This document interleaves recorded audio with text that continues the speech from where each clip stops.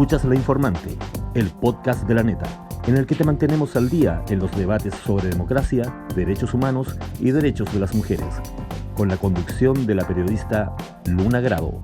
Bienvenidas a La Informante, soy Luna Grado y si te interesa entender, defender y ampliar los derechos de las mujeres, este es tu espacio, un podcast de la neta y Corporación Humanas. Aquí la información es poder.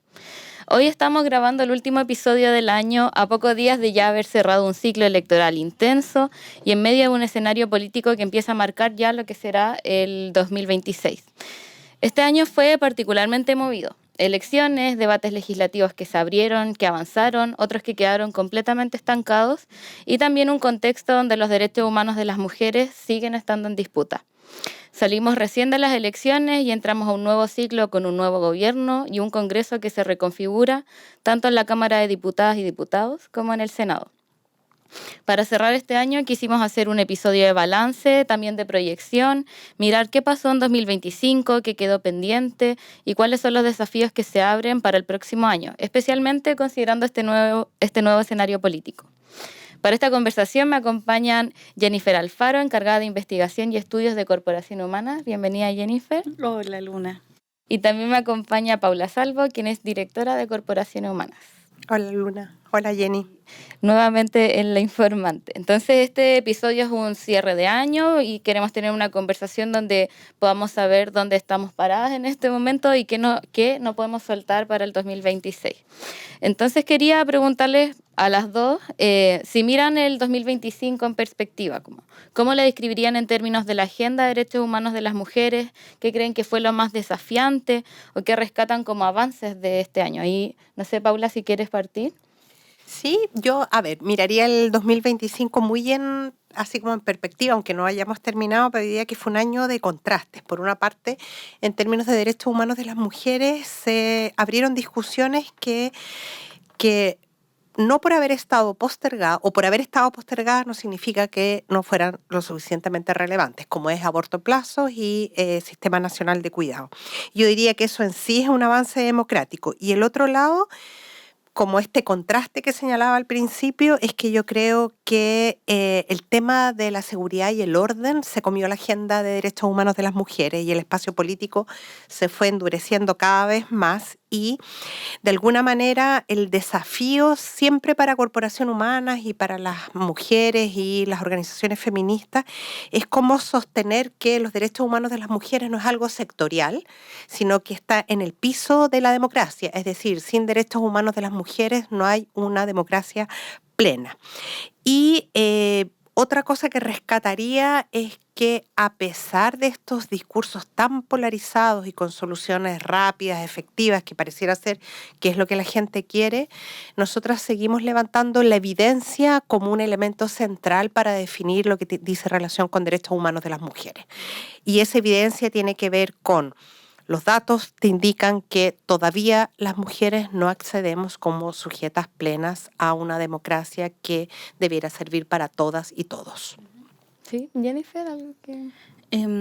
Sí, muy en línea con lo que señala Paula. Creo que este año en sí, en materia de derechos de las mujeres, no tuvimos quizás tantas normativas que tenemos que celebrar o avances normativos propiamente tal como lo fue el año pasado, sobre todo, por ejemplo, con la Ley Integral de Violencia hacia las Mujeres, que fue del año pasado, pero sí creo que este año nos vimos reflejadas en cuanto a que logramos materializar esas mismas normas, de cómo las veíamos, de cómo se podían implementar, de empezar a analizar los aspectos ya prácticos de las normas que queremos que estén protegiéndonos, resguardándonos o previniendo ciertas violencias como en el caso de esa ley.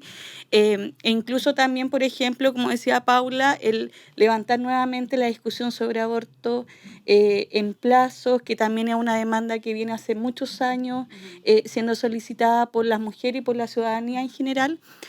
también es una especie de logro también de cómo seguimos avanzando y que finalmente, si bien no tenemos como estos grandes triunfos 2025, sí hemos sentado ciertas bases mínimas con las que podemos ir construyendo para un 2026 con mayores exigibilidades que lo que queremos lograr. Uh-huh. Y las dos mencionaban el tema de que este año empezó la discusión sobre aborto y ese es un proyecto que se había anunciado el año pasado y que recién este año, a mediados de año, se presentó. Entonces quería preguntarles a ustedes ¿en qué va ese debate legislativo sobre aborto? ¿Cómo piensan que continuará en los próximos meses? ¿Y cómo se ha dado esa conversación en la ciudadanía sobre aborto? Mira, yo creo que va a ser súper desafiante, siendo honesta. O sea, no podemos evitar quitar el contexto político de una tramitación de un proyecto de ley de estas características. Finalmente, al menos como Corporación Humana, nos alegramos de que la discusión vuelva a tener un sentido de una lógica de derechos humanos y de un tema de salud pública, que eran también de las discusiones que existen hoy en día, que deja el aborto permitido, esta despenalización de aborto en 3 causales, aborda solamente un espacio muy mínimo respecto de las mujeres que acceden efectivamente al aborto, a la interrupción del embarazo. Entonces, tener esta nueva discusión sí nos abre un nuevo espacio en donde las mujeres vamos a seguir exigiendo, vamos a seguir solicitando que se establezcan las normas sobre eso, pero sí sabemos que va a ser difícil también, atendido no solamente la elección presidencial, sino que también la nueva conformación del Congreso, en donde sin duda va a ser difícil ver cómo esta nueva conformación va a permitir que ese diálogo permanezca, se amplíe y podamos seguir manteniéndolo, pero eso también es parte del desafío que tenemos siempre como sociedad civil, en donde no solamente trabajamos o estamos viendo el trabajo que realiza el gobierno, sino que también son temas de Estado y por tanto siempre vamos a estar exigiendo o empujando más allá de lo posible que lo que tenemos hasta ahora. Sí, efectivamente comparto lo que señala Jennifer y yo complementaría en lo siguiente. O sea, en términos generales, siempre los derechos humanos de las mujeres son una carrera de obstáculos. Es como que uno tiene que ir avanzando, convenciendo. Primer obstáculo se superó. Se logra discutir un proyecto de ley que es sustancial en materia de derechos humanos de las mujeres, que es el aborto por plazos, 14 semanas. Estamos en el primer trámite legislativo. Nos queda mucho. Nos queda el primer trámite legislativo, nos queda el segundo trámite legislativo y seguramente irá a comisión mixta y van a pasar un par de años.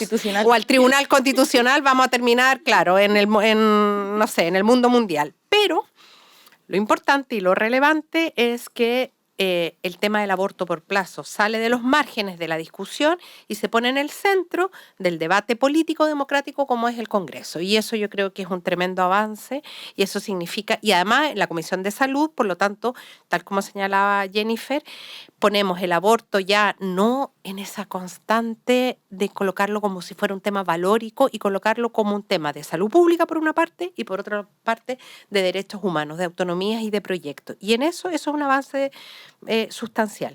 Yo creo que van a venir momentos duros y difíciles para un proyecto de ley sobre aborto porque nuevamente los discursos que se van a levantar son, a diferencia de los que levanta Corporación Humana, que los nuestros están basados en la evidencia. Haya o no leyes que criminalicen el aborto, se van a seguir haciendo abortos porque eso es parte consustancial de la existencia y la vida de las mujeres, de nosotras.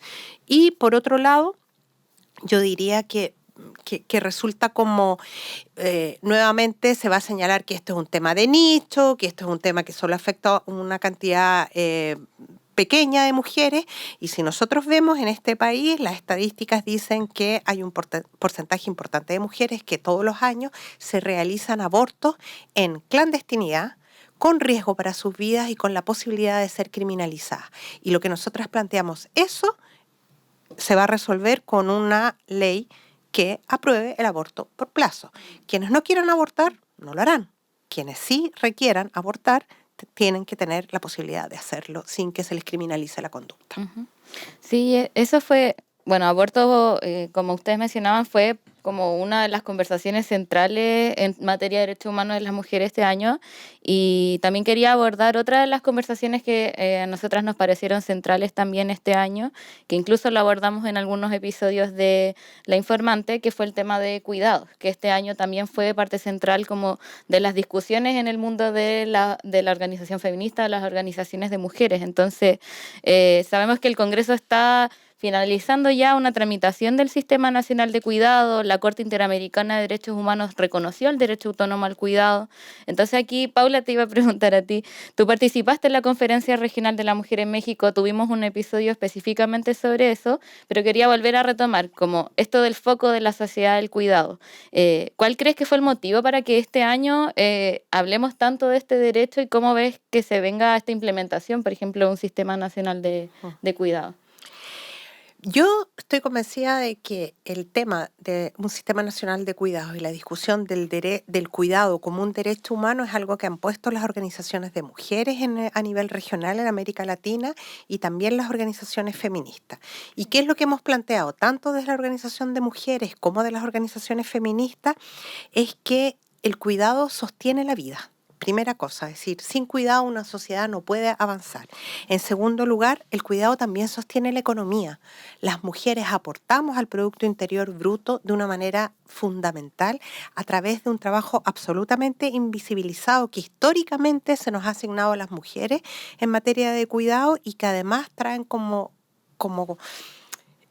es como si esto fuera como una figura con muchas caras, y esas caras dicen, por un lado, desigualdad económica, porque efectivamente las mujeres tenemos que tomar decisiones de o cuidamos o trabajamos, como si fuera algo dicotómico, porque normalmente, históricamente, se nos asigna esa responsabilidad. Y por otro lado, además, hay una cantidad inmensa de mujeres que realizan el trabajo de manera muy solitaria.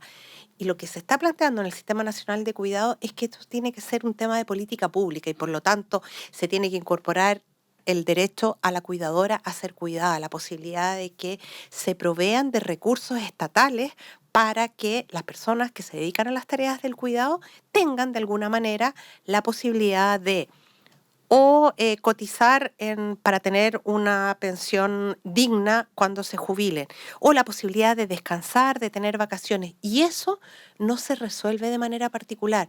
Si creemos que esto no requiere intervención del Estado, lo que estamos diciendo es que cada cual se tiene que salvar con sus propias uñas, cada cual tiene que resolver el tema del cuidado en soledad, y nosotras decimos no. El Sistema Nacional de Cuidado es necesario como lo hay un sistema de salud, como hay un sistema de educación. Además, tenemos un argumento de autoridad, que es el que dice la Corte Interamericana de Derechos Humanos, que dice esto es un derecho humano, y están todas estas evidencias que dicen que el trabajo de cuidado que realizamos de manera preferente las mujeres contribuye a la economía. Por lo tanto, saquémoslo de los márgenes, de debajo de la mesa, y pongámoslo aquí en el centro. Uh-huh. Esa es la idea. Sí, ahí como el aborto, por ejemplo, es un tema de salud, también podemos decir que el tema de cuidado también tiene mucha relación con la economía y por lo tanto no debería ser visto como algo de nicho, porque eso es lo que hacen de repente los que están contrarios a estos derechos, es decir, estos temas les preocupan solo a algunas, cuando lo que mencionaba Paula, o sea, la mayoría de la carga de cuidados cae en las mujeres. Y hablando de estos temas como que requieren de políticas públicas para ir avanzando, quería hablarles de algo que quedó pendiente este año, según nuestro análisis. El año pasado hablábamos de la necesidad de avanzar en la participación política de las mujeres, de avanzar en órganos paritarios, y en ese sentido este año sí se presentaron 2 proyectos de ley para la representación igualitaria de mujeres en órganos como los municipios, como la Cámara de Diputados, como el Senado, pero no avanzaron estos proyectos de ley. Entonces, quería preguntarles a ustedes cómo leen este estancamiento, como la falta de prioridad al tema de la participación política de las mujeres, considerando también que hace poco tuvimos unos hitos súper importantes como una mujer asumiendo por primera vez la presidencia de la Corte Suprema y también una mujer asumiendo por primera vez la presidencia del Centro de Estudiantes del Instituto Nacional. Entonces, ¿cómo se lee esa falta de prioridad a avanzar en la participación política de las mujeres? No sé. Bueno, creo que esto va de la mano con una mirada cultural también de cómo vemos todavía el rol de las mujeres en el país. Y esto implica también de que ciertas prioridades que nosotras habíamos creído que estábamos avanzando, hoy vemos cierto retroceso, sobre todo en lo que tú bien dices, como la necesidad de que las mujeres estemos en los espacios públicos. Nosotras, los datos lo dicen, nosotras realizamos además encuestas de percepciones. Las mujeres consideran que tenemos que estar en todos los espacios. Y en ese rol tenemos que impulsar también de en qué medida vamos a exigir, por ejemplo, el tema de la paridad, que estemos en los distintos órganos. Lo que pasó en las últimas elecciones parlamentarias dio cuenta de que si bien tenemos un porcentaje de entrada que exige al menos un 60-40% que estén en las listas parlamentarias, eso no se reflejó necesariamente en que fuéramos elegidas hombres y mujeres en igualdad de condiciones. Lo que nosotras decimos es que las mujeres tenemos que estar porque somos más de la mitad de la población y que por tanto no es como que vamos a llevar necesariamente temas de mujeres, sino que vamos a ser parte de las discusiones de la sociedad, así como las tenemos día a día en todo nuestro espacio. Y por tanto se vuelve para nosotras un desafío también de cómo vamos a avanzar en ciertos proyectos de ley, por ejemplo, pensando que la ley de cuotas termina el 2029 y que a partir de eso no vamos a tener necesariamente una obligatoriedad o un mandato normativo de que insista a los partidos políticos, pero también a la sociedad, a que veamos la necesidad de que las mujeres estemos en todos los espacios de manera representativa. Entonces, más allá de la norma, nos exige a nosotras también como un desafío puesto en positivo de cómo logramos internalizar a la sociedad de que el hecho de que las mujeres estemos en igual medida que los hombres en esos espacios sí generan avances democráticos y que por tanto sin mujeres no hay democracia, y no solamente como frase al aire, sino que efectivamente se van a hablar de manera más transversal de ciertos temas como el derecho de cuidado, como aborto, como violencia integral contra las mujeres, que van más allá de los partidos a los que pertenezca, sino que van a avanzar en temas porque nos involucran al 50+1 de la sociedad. Sí, en eso absolutamente de acuerdo con lo que plantea Jenny, y que además de alguna manera es la mirada como de corporación humana. Es decir, para nosotras la paridad es un eje central en el trabajo que realizamos como organización de la sociedad civil. Y yo diría que solo como la paridad no está frenada porque no hayan razones, está frenada porque la paridad redistribuye el poder, y cuando se redistribuye el poder, efectivamente salen todo tipo de argumentos ilógicos, argumentos que dan vergüenza, argumentos de alguna manera que tienen alguna razón y algún fundamento, pero tal como planteaba Jenny, el desafío es cómo logramos convencer a la gente que una mejor democracia parte porque todos quienes conformamos este país tenemos que estar presentes en la toma de decisiones. Y si el 50% de las mujeres conformamos el padrón, o sea, el 50% del padrón está conformado por mujeres, requerimos tener representantes mujeres, porque de alguna manera también van a colocar los temas que nos interesan, que son importantes, pero además van a hacer una foto mucho más real de la sociedad que tenemos. Sí, en eso me hace mucho sentido lo que mencionas. Mencionaron ambas, que no es solo temas de mujeres los que van a ir a poner en discusión, sino que también van a tener una mirada más representativa de otros temas, como lo que ha sido este año el tema de seguridad. Y lo hemos hablado en episodios anteriores, de toda esta discusión de seguridad, y nunca se habla de la seguridad para las mujeres también. Creo que ahí también es por la falta de representación en los espacios donde se discuten las políticas públicas al final.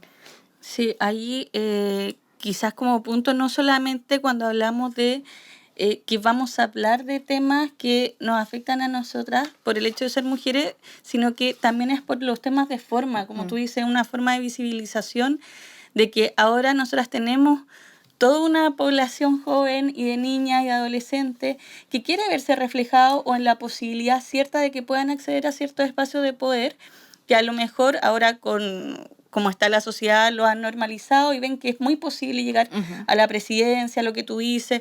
O sea, ahora tenemos a Gloriana Tevesit, la primera presidenta del Poder Judicial. Entonces, son espacios que nos visibilizan. Entonces, más allá del contenido, que en sí es fundamental, o sea, hay evidencia clara de que se tratan más temas de derechos de las mujeres, sí es una forma de vernos y de reflejarnos también en una sociedad que, como decía Paula, es la realidad. No estamos inventando, no nos estamos agregando de más, nos estamos poniendo tal como estamos. Claro, claro. Sí, y ahí solo para dar un dato a quienes nos escuchan, o sea, haciendo una revisión para este episodio, en general, en la mayoría de los órganos del Estado estamos en un 30%, o sea, 35,2% de mujeres en consejos regionales, 33,4% en concejalías, 33,5% en la Cámara de Diputadas y Diputados y 32% en el Senado, y para qué hablar que no hay ninguna gobernadora actualmente, y en las alcaldías es mucho menor. De las 345 alcaldías de Chile, 56 nomás hay mujeres, entonces ahí hay que avanzar en esa representación. Estamos hablando El Informante con Paula Salvo, directora de Corporación Humanas, y Jennifer Alfaro, quien es encargada de estudios e investigación de Corporación Humanas. Y antes de continuar, quisiera hablar sobre algo que mencionaba Paula, de que Corporación Humanas tiene la evidencia como un elemento central para estas discusiones. Y en eso quería hablar del informe sobre violencia contra las mujeres que realizó Corporación Humanas, que volvió a mostrar datos contundentes sobre la persistencia de la violencia de género y en particular de lo que se hizo para la campaña del 25 de noviembre, que apostó por la idea de que los datos hablen. Entonces, Jennifer, quería preguntarte por qué sigue siendo tan importante insistir en esto, en la evidencia, cuando pareciera que ya todos reconocemos la violencia. Porque sigue siendo, por mucho que la reconozcamos, la violencia contra las mujeres sigue siendo un espacio invisibilizado. Entonces, lo que vemos, por ejemplo, en los medios de comunicación tradicionales, que los delitos de alta connotación pública aparecen mucho más que los delitos de violencia contra las mujeres, que obedecen no solamente a espacios exteriores, sino que más bien se desarrollan al interior de los hogares. Y ahí estamos hablando de violencia intrafamiliar, contra las mujeres, pero también contra niños, niñas y adolescentes. Entonces, nosotras, como tú bien decías, hicimos durante este año un trabajo de análisis de qué información tienen los órganos del Estado respecto de la data y cómo construyen esa información en materia de violencia contra las mujeres, porque la nueva ley integral de violencia hacia las mujeres establece que necesitamos un sistema integrado de datos y de información, porque es la medida también en cómo vamos a construir políticas públicas preventivas. No solamente nosotras no solo somos antipunitivistas como Corporación Humanas, pero además creemos que no solamente tenemos que estar de manera reactiva ante los casos de violencia, sino que tiene que haber un trabajo de prevención. Y en eso nosotras solicitamos información, los datos son bastante alarmantes porque no han disminuido las violencias, ahora claramente se identifican más las violencias y otro tipo de violencias que han surgido como la violencia digital, que no es que surjan, sino que ahora se identifican más, de manera más clara, pero sí nos demuestra, por ejemplo, que hasta el año pasado, durante el 2024, hubo 134.000 denuncias de violencia intrafamiliar. Y es un número muy superior a cualquier caso de delito de lesiones, de amenaza, de alguna violencia que sea transversal entre hombres y mujeres. Entonces acá estamos ante datos que nos demuestran que nos tenemos que hacer cargo de una forma probablemente más acuciosa, más dirigida, con mayores campañas de prevención, porque si seguimos en una línea reactiva finalmente, en donde además las mujeres muchas veces no denuncian, se retractan, por muchos motivos, por temas económicos, psicológicos, sociales. Entonces tenemos que lograr empezar a disminuir la prevalencia de la violencia. Claro, avanzar en prevención. Exacto. Y en eso se vuelve fundamental, es lo que nosotras extraímos como hallazgo y como recomendaciones de este informe, medidas específicas de prevención, pero que no pueden ser posibles si es que no contamos con este sistema integrado que va a permitir que las policías, Ministerio Público puedan estar en línea de identificar en qué lugares hay más prevalencia de violencia y poder hacer políticas públicas más especializadas en cuanto a los espacios en donde se desarrolla este tipo de violencia. Uh-huh. ¿Y ese sistema integrado está en curso? ¿Se debería implementar? ¿Cómo está funcionando eso? La ley integral establece dentro de los requisitos que va a haber un sistema integrado. Por la información que nosotras como Corporación Humana hemos ido recabando, se ha estado trabajando, el Ministerio de la Mujer está trabajando en un sistema integrado, pero está en elaboración. Y hay un plazo determinado ya más bien como normativo desde cuándo debería implementarse, pero desde el 2026 ya debería existir un sistema integrado, porque lo que tenemos ahora es que los datos no son públicos. Nosotras tuvimos que ir pidiendo por solicitudes de información a cada organismo por separado y cada organismo te enviaba información distinta. Claro. Entonces lo que debería haber es un sistema conjunto en donde además nosotras podamos acceder para que no solamente el peso del análisis esté en el Estado, sino que también la sociedad civil pueda interpretar esos datos y trabajar de mejor forma en esas áreas de violencia hacia las mujeres. Sí, sí, efectivamente. Solo en la idea cuando Corporación Humanas hablamos de que hablen los datos, lo que estamos diciendo es que hable la evidencia de la vida de las mujeres. O sea, la vida nuestra, la vida de las mujeres está plagada de violencias de todo tipo, como decía Jenny, digital, psicológica, física, económica. Y eso no tiene la suficiente relevancia. Es decir, todo el mundo sabe que hay violencia contra las mujeres. A través del informe de Humanas, lo que nosotros decimos, ¿qué medidas son las que sirven para promover una vida libre de violencia? ¿Cuáles son las buenas prácticas? ¿Cómo opera el tema de la violencia? Porque lo que se requiere es que no podemos naturalizar que hay un porcentaje altísimo de mujeres que son golpeadas o que sufren algún tipo de violencia y que eso es como parte de, bueno, así es la vida. No, la vida no es así. La vida debiera ser libre de violencia. Ese es el mandato. Eso es lo que establecen los tratados internacionales. Eso es lo que se ha comprometido el Estado de Chile. Y lo que necesitamos entonces es que las cifras que se mantienen constantes en materia de, en el extremo de la violencia, que es el femicidio, esas tienen que bajar. O sea, no puede ser que nos sigan matando por solo hecho de ser mujeres. Uh-huh. Sí, aquí para sumar a esta, bueno, sacando algunos datos de lo que fue este informe y lo que mencionaba Paula, en 2024 hubo 44 femicidios, en este año ya llevamos 32 consumados y 248 frustrados. Entonces, claro, como dicen ustedes, todo el mundo sabe que hay violencia contra las mujeres, pero es como que no se dimensiona después o no se le da esa prioridad. O sea, al final es la sociedad civil la que está ahí como impulsando estos temas y lo hemos visto a lo largo de este año en distintos episodios de cómo la sociedad civil se organiza para visibilizar este tipo de violencia, visibilizar las distintas manifestaciones también, y también buscar justicia en algunos casos. O sea, sobre todo lo que conversamos sobre los femicidios, las organizaciones ahí tienen que hacer un acompañamiento a las familias, a los seres queridos de quienes son víctimas. Entonces ahí hay un trabajo que es de la sociedad civil también. Y para ya ir avanzando hacia como las proyecciones, luego de este como balance de los principales puntos de este año, entramos a 2026 con un gobierno de ultraderecha y un Congreso donde la derecha aumenta su presencia, junto con actores como el PDG, el Partido de la Gente, que todavía generan un poco de incertidumbre de cómo van a votar. Ahí como se va a ir evaluando en el camino, me imagino. Entonces, vemos que hay como un escenario un poco más adverso, si bien Jenny comentaba adelante que siempre el trabajo tiene muchos obstáculos, pero quería preguntarles a ustedes desde su experiencia en la sociedad civil, ¿qué debe cambiar en la estrategia o en el trabajo de las organizaciones cuando el escenario político se vuelve como aún más adverso? A ver, yo lo primero que diría es que uno no tiene que resignarse frente a escenarios adversos y ahí es como cuando el contexto se vuelve más adverso, cambia el ritmo, pero no el horizonte.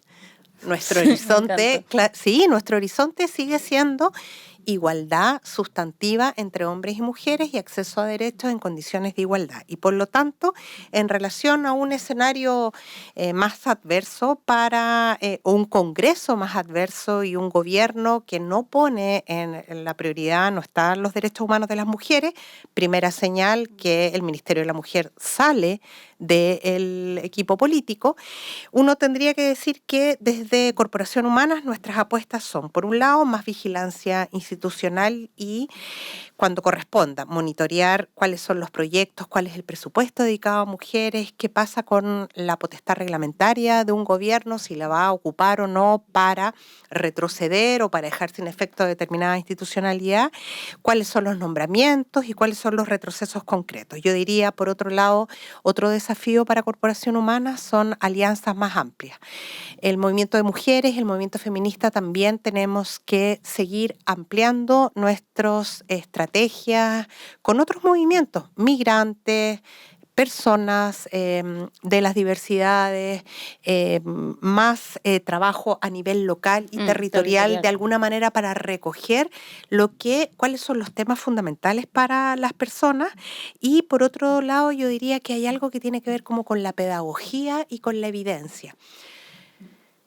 Nosotras tenemos que ser capaces de hacer entender a toda la población que los temas tal como lo señala al principio, los derechos humanos de las mujeres no son sectoriales, son un piso mínimo de una democracia que sea real y sustantiva para la sociedad.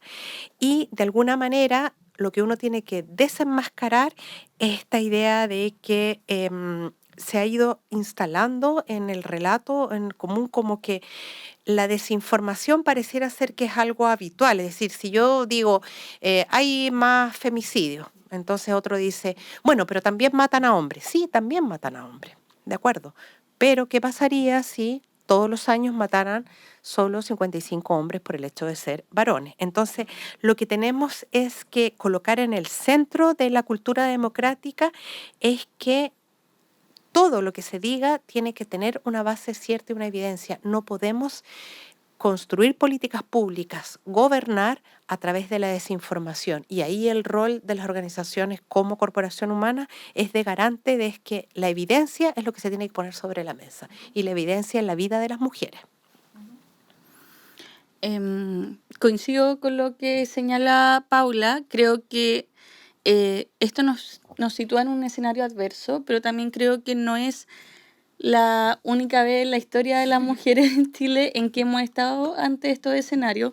Acá estoy con el libro que se hizo este año, 35 años de lucha feminista, y nos habla de cuánto hemos conquistado, cuánto no podemos aceptar perder y qué hacemos frente a posibles retrocesos. Uh-huh. Y yo creo que siempre la idea es no conformarnos, sino que ver estas miradas, como dice Paula, ponernos súper vigilantes como una oportunidad también, de cómo nos reconstruimos, cómo abarcamos quizás otro tipo de incidencia, si tenemos que empezar a mirar el tejido social, cómo está construido también el activismo, cómo llegamos también con una mirada de derechos humanos de las mujeres que le haga sentido a la ciudadanía. Tenemos que tener esta mirada de, bueno, estamos ante escenarios complejos, evidentemente, porque hay una mirada distinta a como nosotras la planteamos desde una idea más progresista o de avance de derechos de las mujeres, pero también las normas y los avances de las mujeres siempre se han ido construyendo en base a diálogo y a conversaciones, y por tanto no podemos entender que todo necesariamente va a ser blanco o negro, sino que tenemos que lograr acuerdos, tenemos que ser abiertas también al diálogo, y a cómo empezamos a avanzar y a discutir ciertos temas que probablemente en algún momento nos resultaba más sencillo o teníamos más amplitud de mirada, y ahora tenemos que mejorar la estrategia, tenemos que ver otras formas también de comunicar. Entonces miro esta oportunidad también como conversar, bueno, no estamos ante un mismo escenario, pero también que el escenario cambie. Nos debería complejizar, pero también quizás buscar nuevas oportunidades de cómo llegamos con estos derechos y con esta información. En eso les iba a decir que, bueno, conociendo de cerca el trabajo de Humana, el trabajo de incidencia legislativa, y esto que mencionan del diálogo, de hacer alianzas más amplias, me imagino que parte del trabajo el próximo año con este nuevo Congreso va a ser conocer cuáles son las posturas de estos diputados y diputadas que no sabemos cómo va a ser, no sabemos cuál va a ser su apoyo respecto a los derechos de las mujeres, pero quizás ahí también haya oportunidades, como que a eso se viene ahí algo que no sabemos aún, pero que va a ser un desafío importante para el próximo año y quizás ahí nos llevemos algunas sorpresas, espero. Sí, espero. O sea, yo creo que, bueno, siempre nosotras como humanas, nuestro límite siempre va a ser el respeto a los derechos humanos, a un diálogo en democracia, con una perspectiva de respeto. Pero, claro, construyendo desde ese piso mínimo, como menciona Paula, no, sin retroceder y con nuestros límites establecidos, pero también viendo qué es lo que nos depara este 2026 con esta nueva conformación, que es un cambio total también políticamente a cómo estábamos avanzando hace poco. Sí. Bueno, ahora para terminar, para cerrar este episodio, trajimos elementos de fin de año que quiero que se los pongan para poder hacer la última pregunta, para que nos vayamos con este tono más festivo. Con una mirada más optimista. Más optimista, que hace mucha falta en este cierre de año. Me encantó. ¿Se fue encima de la lente? Encima de lente sobre lente. Lente sobre lente. Ahora que están con gorritos de viejito pascuero y con estos lentes de fin de año de cotillón y después de esta conversación súper seria, pero la pregunta que les voy a hacer igual es súper seria, pero quería preguntarles qué deseos tienen en este fin de año para nuestro país en el 2026 y obviamente sobre los derechos de las mujeres y las niñas, como qué desean en su corazón para el próximo año.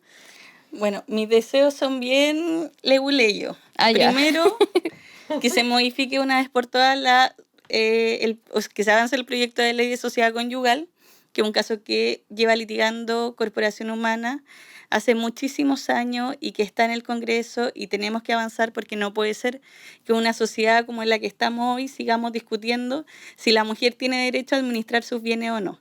Esa es una lucha que está a la orden de la realidad que vivimos hoy. O sea, estamos hablando de un país progresista, con avance en un montón de áreas, pero que seguimos estancados en estos temas arcaicos, yo diría.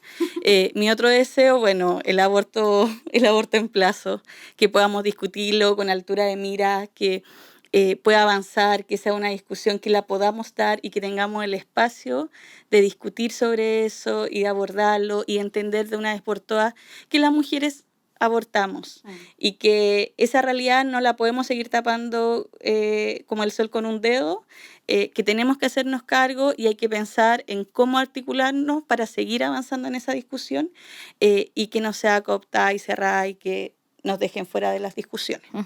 Súper. Muy buen deseo, me encantó. Yo como viejita pascuera, ¿qué es lo que creo? Primero, que el año 2026 no sea un año de retrocesos normalizados, que no pensemos que el 2026 vamos a perder derechos en términos generales y que como país sostengamos que hay un piso mínimo democrático y ese piso mínimo democrático pasa por una vida libre de violencia, que no sea solo un eslogan, sino que efectivamente tenga presupuesto, que tenga evidencia y resultados, que el cuidado se reconozca como un derecho para el año 2026 y que se traduzca en medidas concretas en un sistema nacional de cuidado y que ninguna niña se vea limitada en su futuro por condiciones de desigualdad, de abuso o de pobreza. Y en términos políticos, mi deseo es que no perdamos la capacidad de organizarnos. O sea, la vida no se resuelve individualmente por más que nos quieran convencer de eso. La vida se resuelve colectivamente. La sociedad tiene que resolver los temas colectivamente y por lo tanto la democracia tiene que profundizarse en la vida cotidiana de las mujeres, ya sea en su autonomía, en su seguridad, en su participación y el derecho a decidir. Eso es como mis deseos para el 2026. Súper buenos deseos para el próximo año. Ahí vamos a esperar que se cumplan. Bueno, y por mi parte también creo que mi deseo para el próximo año, aunque suene muy light y de Navidad, es como que no crezca el odio el próximo año. Espero que no se sigan validando discursos de odio ni ataques de odio. Espero que, como mencionaban ustedes, las mujeres y las niñas puedan vivir libres de violencia de todo tipo y asimismo toda la sociedad, pero particularmente hay minorías que reciben mucho más odio, mucha más violencia, y espero que el próximo año esta situación no se vuelva peor. Entonces, nos vamos con esos buenos deseos para el próximo año. Y nada, agradecerles a ustedes por estar en este episodio, por acompañarme en el último episodio de esta temporada de La Informante, después de un año intenso, de mucho trabajo que se ve día a día, lo sabemos. Entonces, felicitarlas por ese trabajo, felicitarlas por estar aquí, por estar cerrando el año. Un aplauso para ustedes, un aplauso. Sí. Muchas gracias. Lo logramos. Y bueno, a quienes nos escuchan, muchas gracias por acompañarnos durante esta temporada, por escuchar, por compartir, por involucrarse en las conversaciones. Creo que tuvimos conversaciones súper buenas con organizaciones de la sociedad civil, con representantes del Senado, de la Cámara de Diputados, con representantes de gobierno. Entonces, tratamos de hacer una conversación amplia sobre estos temas que a veces no salen en otros medios. Entonces, muchas gracias a quienes nos escuchan, quienes son parte también de La Informante, y les invitamos a seguirnos en Corporación Humanas y en La Neta para cerrar este año y para lo que se viene el siguiente. Muchas gracias, Ámbar. Muchas gracias. Gracias. Esto fue La Informante por hoy. Búscanos como @lanetacl en redes sociales para esperar el próximo episodio. La Neta es un medio digital de Corporación Humanas. Este programa cuenta con el apoyo de IFA Civic.